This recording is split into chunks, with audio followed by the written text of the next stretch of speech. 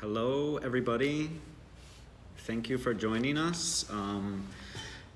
I am Daniel Castro. I'm here to talk to you today about Wyncode Academy's programs. Specifically, I'll be talking about curriculum.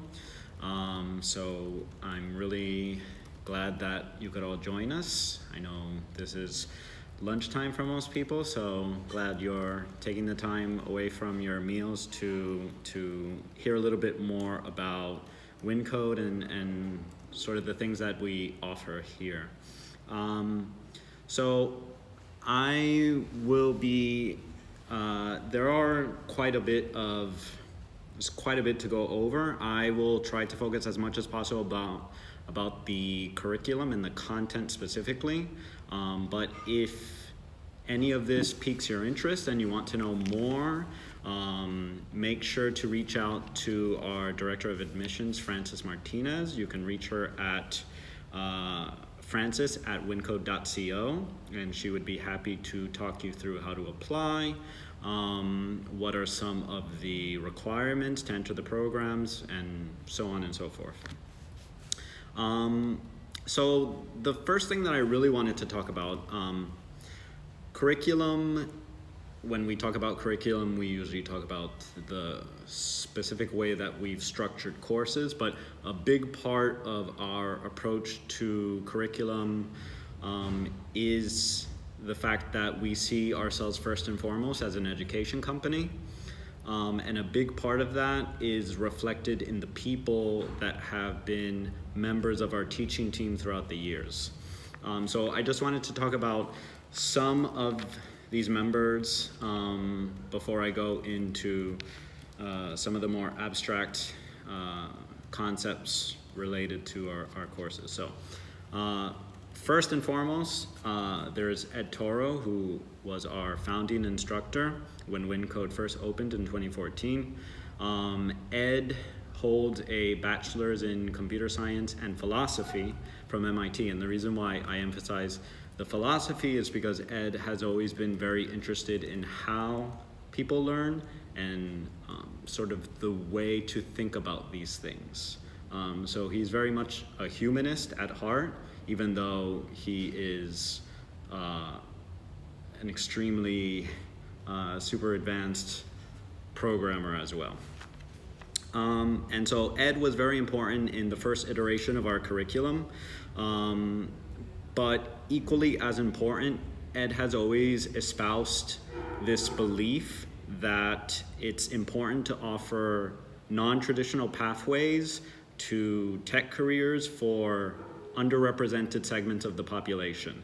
And I strongly encourage you to check out his speeches on LinkedIn, where he talks about this at great length. He's very much an advocate for expanding opportunities in tech to everybody. Next we have Austin Bunson, who is another instructor on our staff. What's unique about Austin is that he was a self-taught programmer who worked his way up from essentially being just an intern at a tech company to becoming a CTO. And this was at onesale.com. So Austin brought that experience of educating himself, coming from a non-traditional background, to the students. And this was a very important example to have for the students. And Austin showed students that you don't have to come from an elite university or even to have studied computer science to be successful in tech. So the next person that I wanted to talk about that has very much been an influential person in shaping our curriculum is Tim Reen, who was our head of product development for many years. So before joining Wyncode, Tim was a longtime educator. In fact, he won the Palm Beach Teacher of the Year Award some years ago. And what Tim brought to the teaching team was this passion for education. He took very seriously how we structure our material, how we presented our content.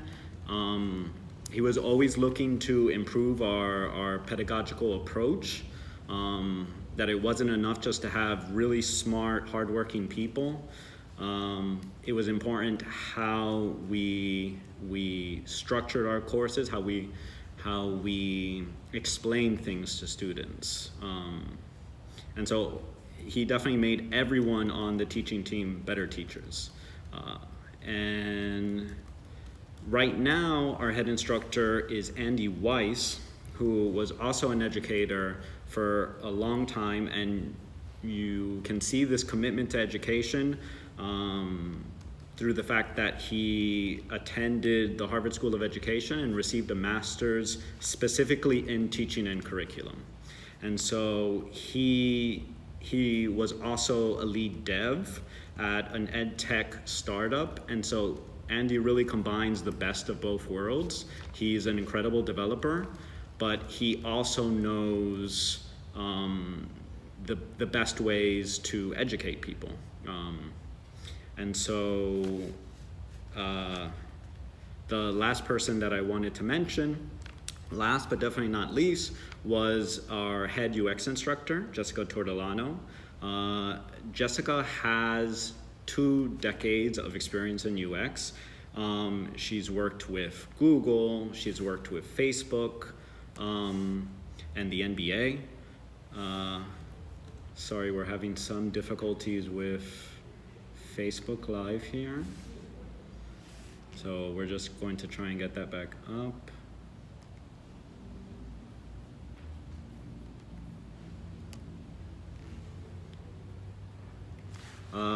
So as I was saying,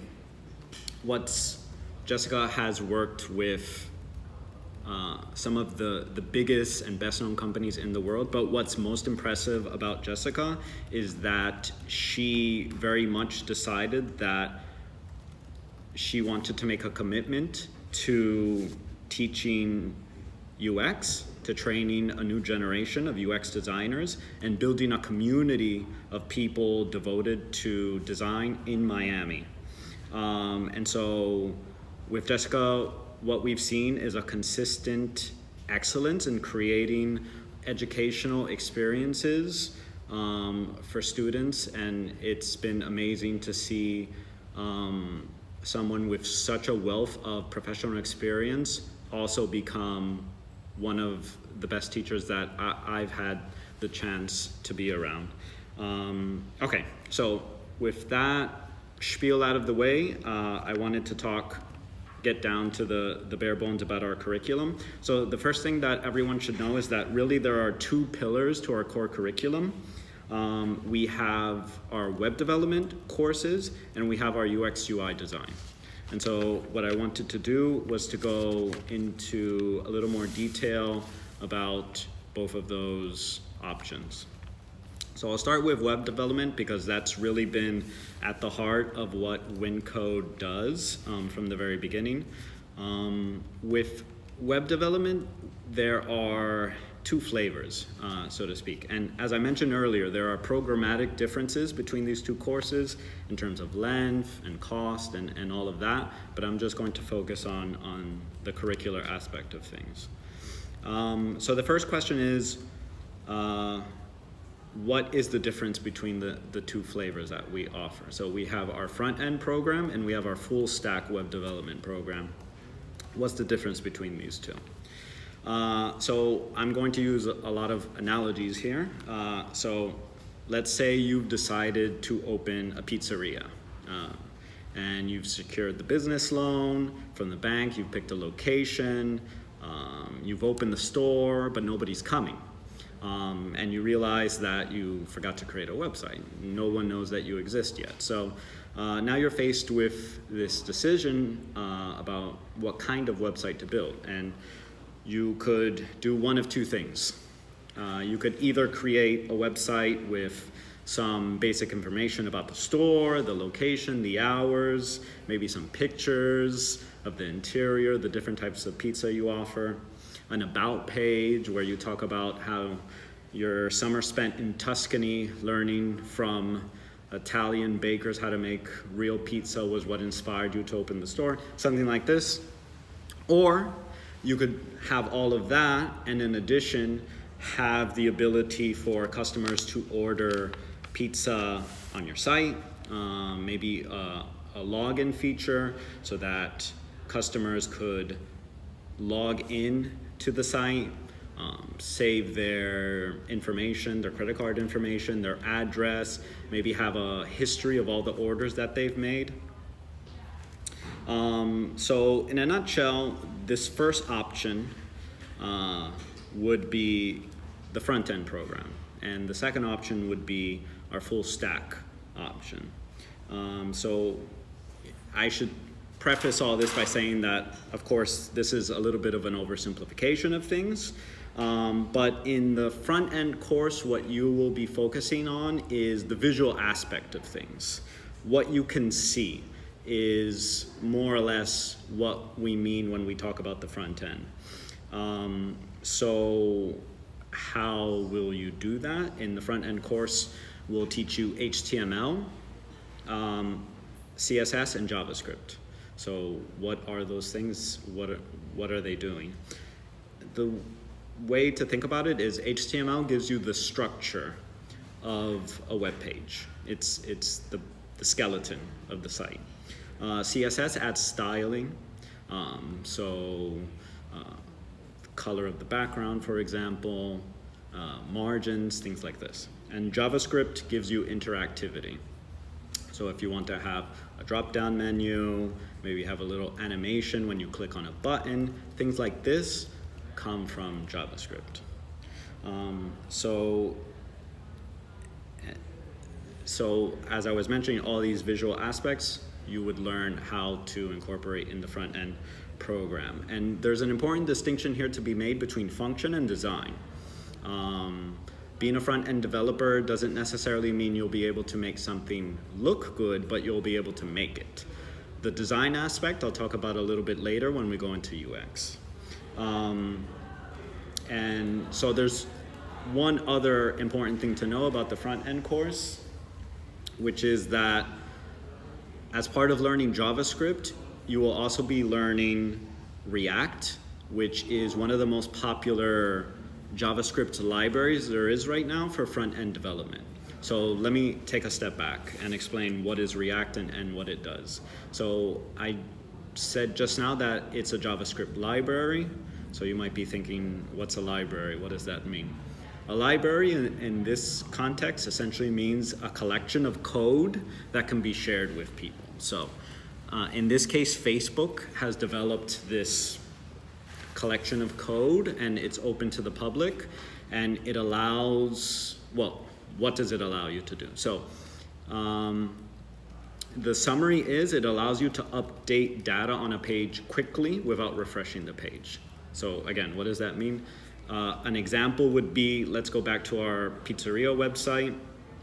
Let's say that you have a page where you list all the different pizzas that you make, and you want to add a feature where people can like a specific pizza, let's say margarita. And you also want to have on the side of the page a most popular list that updates in real time. So let's say 100 people like the Hawaiian pizza over the course of the past hour. You want that to go to the top of this list. The ability to do that requires something called DOM manipulation. I don't want to go into too much detail, but that can be quite time consuming to do. So React allows you to do those sorts of things like the margarita or like the Hawaiian, and have a list where the options are going up or down quickly. Essentially that's what it allows you to do. And so you will be learning, a big part of the course is you'll be learning React, and so not only will you be able to put up these static pages with pictures of pizzas and this about page, but you'll be able to add some of this more sophisticated interactivity. So that's the front end course. But I mentioned that we also have our full stack program. So what does full stack mean in this case? And again, I'm simplifying, but when we talked about front end, we mentioned the visual aspect of things. The back end is what you can't see. That's not very helpful. So to put it another way, it's the database. So why would you want this? Why is this so important? So let's say that this pizzeria that you just opened has exploded in popularity, and all of a sudden, before you know it, you have 10,000 unique customers visiting your website every day, which is great, but when you started the site, you failed to hire a full stack developer. You only hired a developer who knew the front end, and so you never implemented a back end.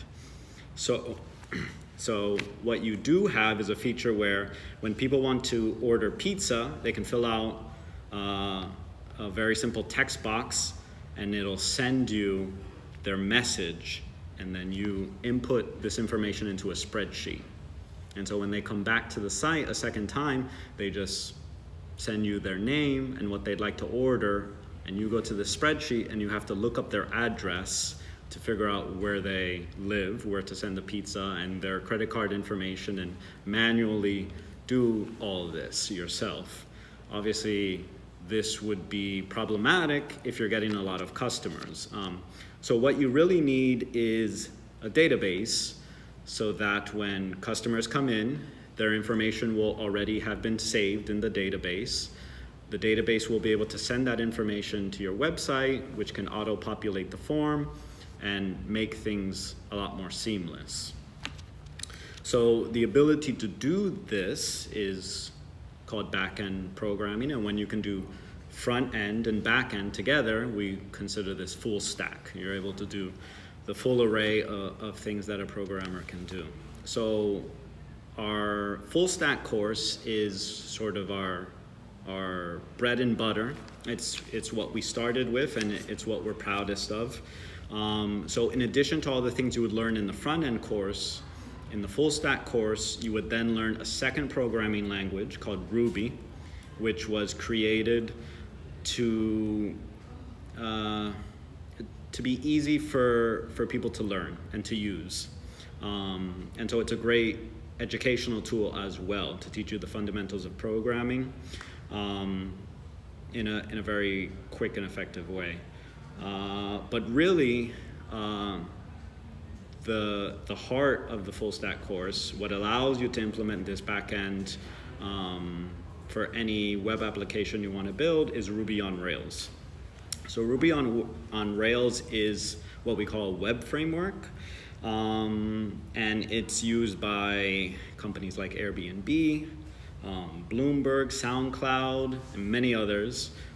It's still very much a popular web framework. It does have competitors, but like I said, it's very easy to learn and very, very effective in helping you put up a web application in a short amount of time, which you'll need to do in our course because you'll be building a full web application by the end of the course.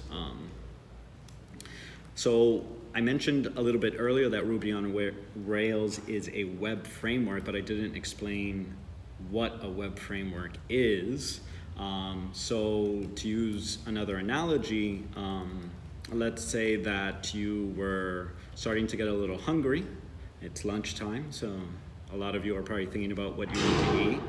So one option is you could open a farm, you could plant wheat, wait for it to grow, you could harvest it, you could mill it, you could make the dough, cut the dough, and then from that make some pasta, or you could go to the grocery store and buy a box of spaghetti. So buying the box of spaghetti is the equivalent of a web framework. It gives you all the components you need to put up a site quickly rather than having to build everything yourself, which is unnecessary because people have already done it. So Ruby on Rails is, as I mentioned, one of the most popular. There are others, like Django, for example. But from the very beginning, we made the choice to go with Ruby on Rails because of its accessibility to beginners, and it's still one of the most powerful frameworks around. So you might be thinking, this is all great and good, but how do I make websites look good? As I mentioned before, you can build a website, but that won't necessarily mean that it'll be the prettiest looking thing around. So it's important to distinguish between a web developer and a web designer, or in this case, a UX UI designer. So if the design aspect of digital products is something that appeals to you more, the second sort of pillar of our core curriculum is UX UI design. And so what is this about? So it's important, especially if you're building a site that is going to be seen by many people, that site is designed well. And what do I mean by well? It should be laid out in a way that's intuitive, in a way that guides the user along in a friendly and pleasant way. If a site is difficult to use, then people won't use it, and you'll lose customers, for example. So this aspect of things is not something that's just subjective. It's a process that needs to be learned. And so in the UX program, Jessica will walk you through this UX framework or process, and what are some of the things that this process consists of. Well, first and foremost, you have research.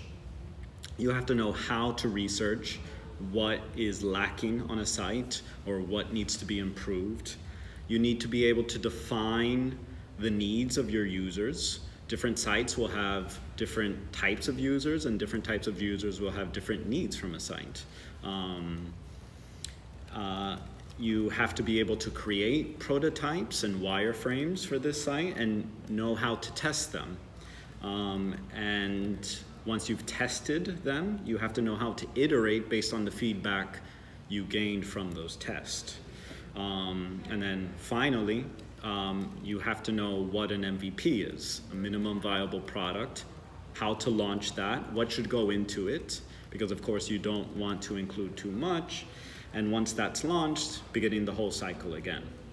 So it's very much something that requires a lot of study, and it's very much something that if you want to create a world-class site, something that you need to pay a lot of attention to. You might think to yourself, well, what's an example of UX? I'm not convinced yet, what's an example of this?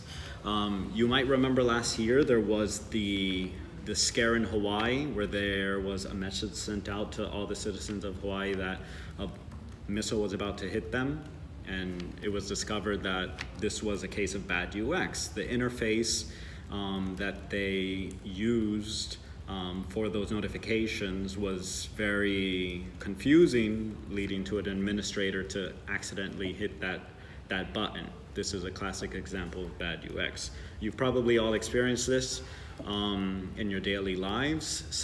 A site that is so difficult to use that either you don't want to use it or you can't figure out how to use it well. This is a problem that good design is meant to solve. So these two aspects, the development but also the design, are the what we call the core curriculum here at Wyncode. And it's very much about the creation of good digital products. If you're more interested in the business side of things, we do offer a couple part-time programs that would also be of interest to you. So one part-time program that we have is digital marketing. This is led by Mike Schott.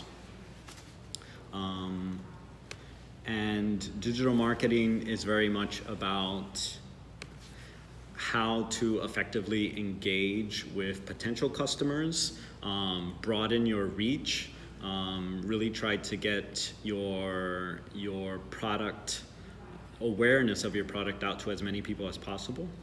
And we are also starting a data science course in February. This will be the first time that we're offering it. We're very excited.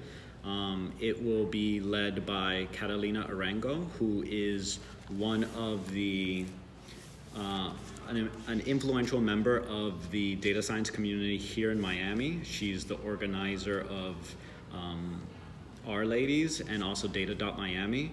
And so she will be offering a course on data science, which will give you an introduction to the fundamentals of machine learning algorithms, for example, how to use, let's say, data that your company has to more effectively create more effectively reach out to I'm wording that very poorly. If your business has certain data sets, what should you be doing more effectively? So let me take a step back. Let's say that you work for FP&L and you have data on which lines go down in certain storms, and you can actually segment that data based on the severity of the storms.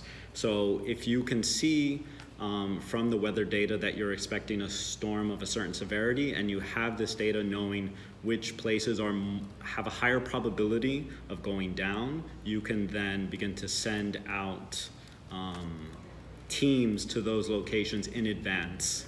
So these are the types of things that you'd be able to do with data science. It's definitely a more advanced course. So it's very beneficial for you to have a background in mathematics and statistics especially, but that's one example of the types of things you would be able to use with a grounding in data science. And I apologize for the brain fart a second ago. So what I'd like to do now, so let me just give you a few dates and then I'll open it up to any questions you might have. So starting January 23rd, we have the next cohort of our digital marketing course taking place. You want to apply to that by January 22nd if you're interested. Data science, as I mentioned, is starting in February 4th. So definitely the timeline for that is closing soon. I strongly recommend you to apply by January 30th. Front-end web development is currently in session, but will be starting back up again February 11th. So the deadline to apply for that is February 5th. UX UI design, our 5th cohort, is currently in class right now. We have 4 cohorts of UX UI design every year. So the 6th cohort will start March 25th. So if design is something that you're interested in, definitely look into that. And again, if you're interested in any of these programs, you want to contact Frances Martinez, and her email address is Frances with an I, not an E, at Wyncode.co. And finally, our full stack web development, our 32nd cohort is actually beginning this upcoming Tuesday, but after that, the next cohort you would want to apply to is beginning April 8th. So web development as well will have 4 cohorts per year. So you definitely want to sign up for that as soon as possible. It's capped, the seats for that program, so you want to make sure you don't get waitlisted by waiting too long. So that sort of ends my little talk here. If you have any questions, I'll be monitoring here, so feel free to ask, and I'll do my best to answer any any questions you have.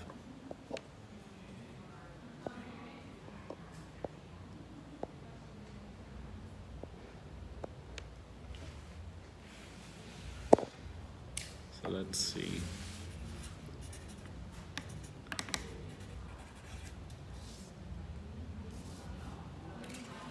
So I can see Anastasia has just joined us, so welcome to you. I've just been going over some of the curricular aspects of the different programs here at Wyncode, and right now we're open for questions.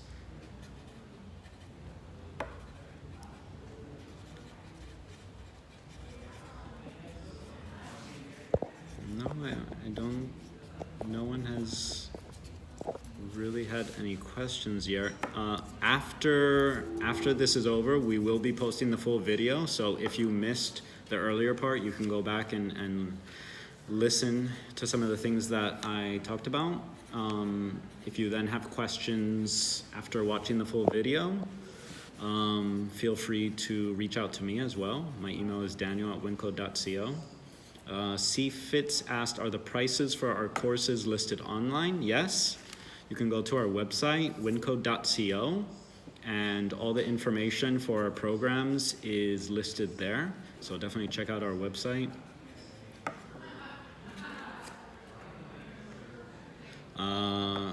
Financing. So one big hurdle for a lot of students is, how am I going to pay for this? We do have a financing partner called Climb Credit. And so the majority of our students use Climb Credit to finance their education, and you then have 3 years after you've graduated from the program to pay off your loans. If you're a veteran, we have the GI Bill available. We have a initiative to encourage more women in tech. So we offer scholarships to women applying to any of our programs. So definitely ask about that. EPO is asking, does the UX UI incorporate learning programming languages? So that's a good question. UX UI design, you will learn the tools necessary for a UX designer or product designer. So you'll learn things like Sketch, you'll learn how to use InVision, you might also use Marvel, for example, but you won't be learning any programming languages. I mean, in an ideal world, you could take both courses, but we definitely wanted to make sure that within the scope of the program, there's enough time for you to learn the necessary elements. So no, you'll be focusing, as I mentioned, on the UX process itself, how to conduct research, how to use that research to begin prototyping and wireframing, testing it with users, using that feedback, and entering that feedback loop. So for that process, it's not necessary to learn programming languages, but obviously if you know both, how to program and how to design, you would be what is called a unicorn. So I encourage you to learn both, but for our UX program, you would learn the essentials of that UX process first.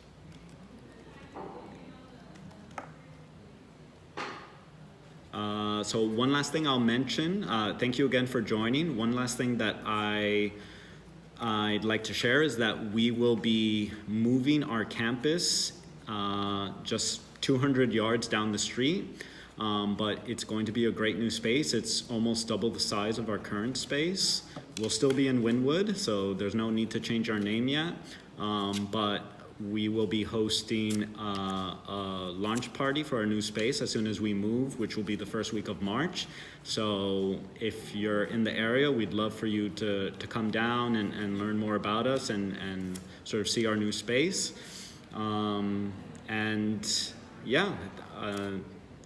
Thank you very much for taking the time to listen to a little bit about our curriculum, and I hope to see all of you in our space soon. So have a great rest of your day and take care.